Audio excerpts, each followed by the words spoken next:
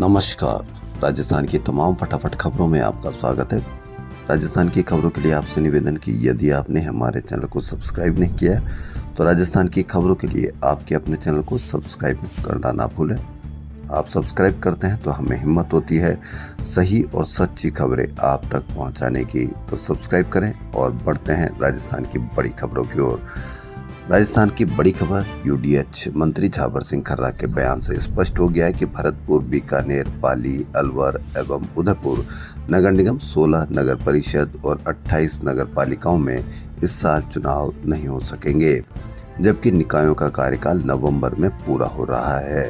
इन निकायों का कार्यकाल 6 माह या इससे ज्यादा बढ़ाकर प्रशासक नियुक्त किए जाएंगे। खर्रा के इस बयान को वन स्टेट वन इलेक्शन की ओर भी सरकार का एक बड़ा कदम माना जा रहा है। खर्रा ने कहा कि 2025 में सभी निकायों के चुनाव एक साथ कराए जाएंगे। ऐसे में उन 91 निकायों में समय से पहले चुनाव होंगे जिनका कार्यकाल 2026 तक है। यह देखना है कि 91 निकायों में जिनका समय से पहले चुनाव हो सकता है, जिनका कार्यकाल 2026 तक है।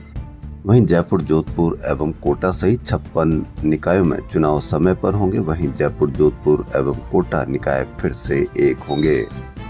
वहीं जिला बनाया अब बदलना मुश्किल, भाजपा प्रदेश अध्यक्ष मदन राठौड़ का एक ऑडियो वायरल हो रहा है। इसमें वह जिलों के मुद्दे पर कह रहे हैं कि एक बार देकर लेना मुश्किल होता है।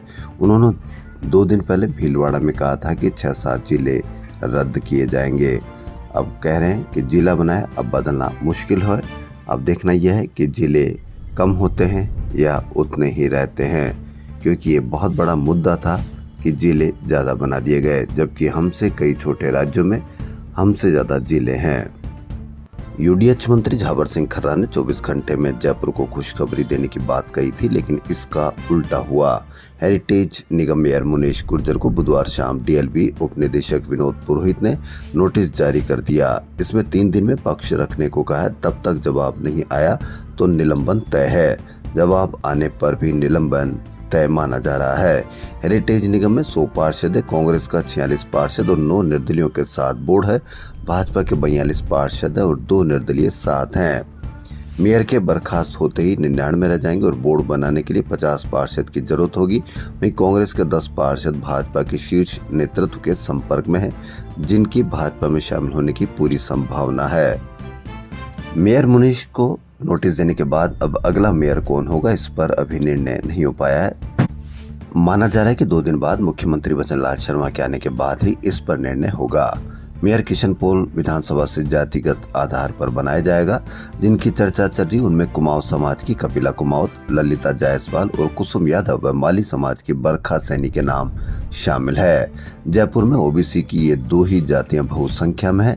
जयपुर जिले में 2.5 लाख कुमाऊत वोटर है और 2.5 लाख माली वोटर हैं।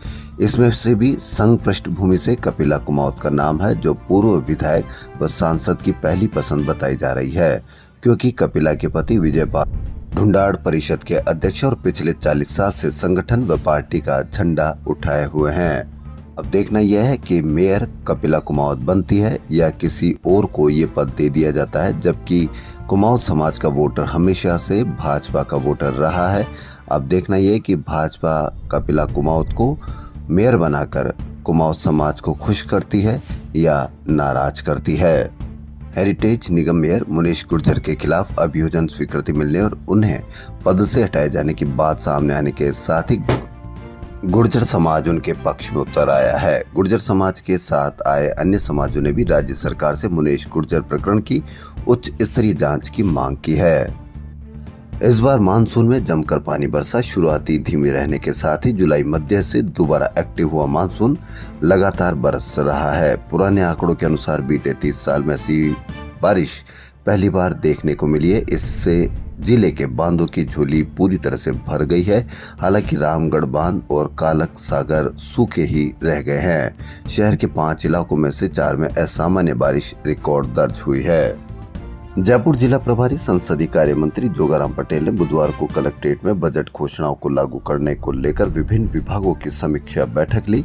इस दौरान तय किया गया कि जयपुर में ट्रैफिक व्यवस्था को सुधारने के लिए कलेक्टर की अध्यक्षता में ट्रैफिक पुलिस दोनों निगम के सीईओ की समिति बनाई जाएगी। शहर में ट्रैफिक नियंत्रण अनियंत्रण हो रहा है, बहुत ज़्यादा ट्रैफिक जाम रहता है। अब देखना यह है कि किस तरह से इस ट्रैफिक को नियंत्रण किया जाएगा।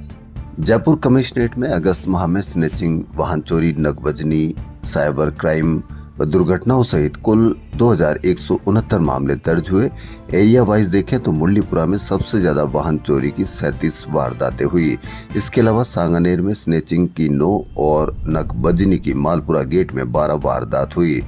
भास्कर टीम ने स्नैचिंग, हत्या, दुष्कर्म, छेड़छाड़, वाहन चोरी व नकबजनी के 752 मामलों का एनालिसिस किया। पाली के मगरा क्षेत्र की पहाड़ियों में अच्छी बरसात से 25 साल बाद 27 फीट भराव क्षमता का गिरिनंदा बांध ओवरफ्लो हो गया। इस पर लोगों ने ढोल मजीरे बजाकर, नाच गाकर खुशियां मनाई। इससे पहले 1999 में यह बांध छलका था। ग्रामीण झांझर, ढोल और मंजीरे बजाकर नाचते गाते हुए बांध की रपट देखने पहुंचे।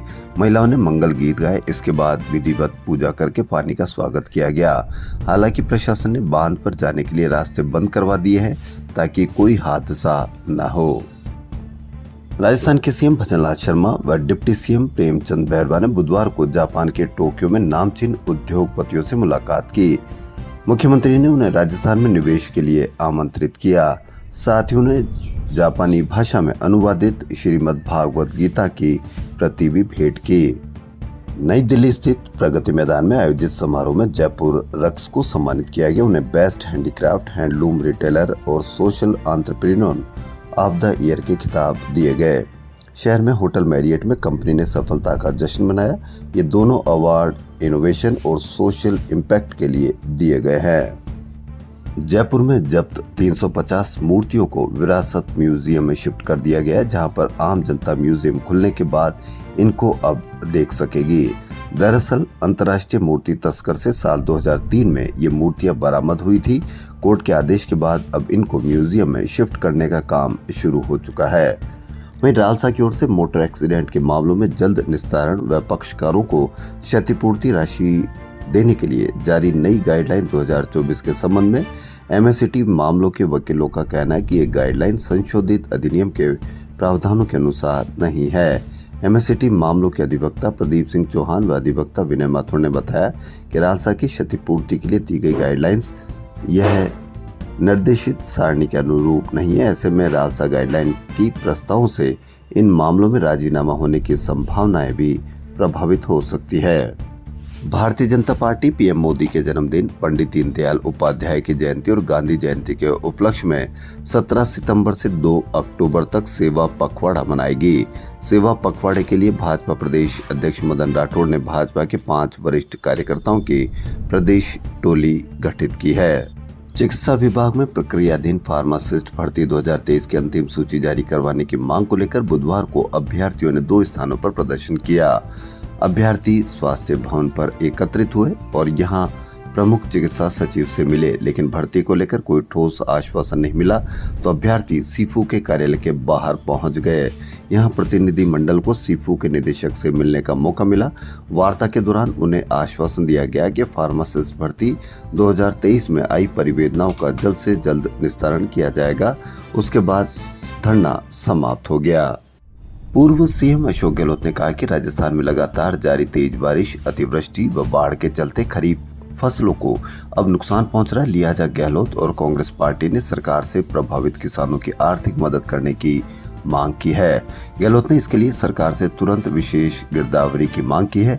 उन्होंने कहा कि भारी बारिश के चलते खेतों में खड़ी खरीफ की फसलों को बहुत नुकसान हुआ है। खेती पर निर्भर किसानों के सामने अब आजीविका का संकट पैदा हो गया, इसलिए किसानों को गिरदावरी करते हुए मुआवजा राशि दी जाए। वहीं गहलोत ने दावा किया कि डीएपी की उपलब्धता में भी किसानों को पूरी तरह से नहीं हो पा रही है। वहीं राजस्थान यूथ कांग्रेस के प्रदेश अध्यक्ष विधायक अभिमन्यु पूनिया ने 3 जिला अध्यक्ष को हटा दिया है। प्रदेश कांग्रेस कमेटी अध्यक्ष गोविंद सिंह डोटासरा शुक्रवार यानी आज वीर तेजा जी के धाम सुरसुरा जाएंगे। तेजा जी के ऐतिहासिक वार्षिक मेले में भाग लेंगे। सुरसुरा दर्शन के बाद परबतसर जाएंगे। राष्ट्रपति द्रौपदी मुर्मू ने बुधवार को राष्ट्रपति भवन में नर्सिंग पेशेवरों को वर्ष 2024 के लिए राष्ट्रीय फ्लोरेंस नाइटिंगेल पुरस्कार दिए। मुर्मू ने देश भर से चयनित 15 नर्सिंग पेशेवरों में राजस्थान से राधेलाल शर्मा, वरिष्ठ नर्सिंग अधिकारी, ट्रॉमा सेंटर सवाई मानसिंह अस्पताल जयपुर को क्लिनिकल नर्स श्रेणी में राष्ट्रपति ने राष्ट्रीय फ्लोरेंस नाइटिंगेल पुरस्कार 2024 से सम्मानित किया। वित्त विभाग ने सिविल सेवा पेंशन नियम 55 व 62 में संशोधन किया है। इसके तहत 1 अप्रैल 2024 से सेवानिवृत्त राज्य कर्मचारियों को 25 लाख रुपए तक की अब ग्रेच्युटी मिलेगी।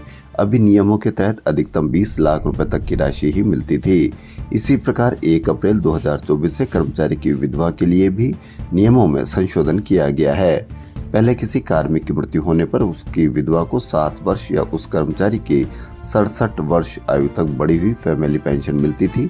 अब सरकारी कार्मिक की मृत्यु से 10 वर्ष तक बढ़ी हुई पारिवारिक पेंशन का लाभ दिया जाएगा। राजस्थान में औद्योगिक विकास को गति देने के लिए rising Rajasthan global investment summit से पहले सरकार कारोबार की लागत कम करने पर काम कर रही है। इसके साथ ही सरकारी विभागों में लाल फीताशाही पर अंकुश लगाया जाएगा। सरकार अगले 5 वर्षों में राज्य के सकल घरेलू उत्पाद को मौजूदा 15 लाख करोड़ रुपए से दोगुना करके 30 लाख करोड़ रुपए तक पहुंचाने का लक्ष्य लेकर चल रही है और इन्वेस्टमेंट समिट के जरिए प्रदेश में निवेश जुटाना सरकार की सर्वोच्च प्राथमिकता है। उद्योग मंत्री राज्यवर्धन राठौड़ ने बुधवार को प्रेस कॉन्फ्रेंस में इसकी जानकारी दी। कांग्रेस नेता राहुल गांधी की अमेरिकी यात्रा के दौरान दिए गए बयान का भाजपा नेताओं ने विरोध किया। राहुल गांधी के बयान के खिलाफ भाजपा के एसटी मोर्चा और एससी मोर्चा के कार्यकर्ताओं ने विरोध प्रदर्शन किया। राहुल गांधी का आरक्षण समाप्त करने वाला वक्तव्य दर्शाता है कि कांग्रेस पार्टी आरक्षण को समाप्त करने के बारे में सोच रही है। ऐसे आरक्षण विरोधी बयान का देने पर राहुल गांधी का विरोध किया गया। जब राहुल गांधी के विरोध वाले या आरक्षण के विरोध वाले इस बयान को जब लोगों ने देखा सुना तो पता लगा कि राहुल गांधी का ये बयान भी आरक्षण विरोधी ना होकर बल्कि उन्होंने ये कहा कि आरक्षण को कब समाप्त किया जा सकता है। राहुल गांधी ने कहा कि जब समानता हो जाएगी, जब पूरी तरीके से आरक्षण का लाभ हर वंचित को मिल जाएगा, तब समाप्त होने की बात हो सकती है। यह भी राहुल गांधी का ये बयान एक तरह से भाजपा के लिए उल्टा साबित हो रहा है। अब देखना यह है कि भाजपा और राहुल गांधी इस बयान को लेकर जब हरियाणा में चुनाव हो रहे हैं और वहां जाएंगे तो किस तरह से आपस में एक दूसरे पर पलटवार करेंगे। राजस्थान की खबरों फिलहाल इतना ही। यदि आपको हमारा चैनल पसंद आए तो लाइक, सब्सक्राइब और शेयर अवश्य करें। धन्यवाद।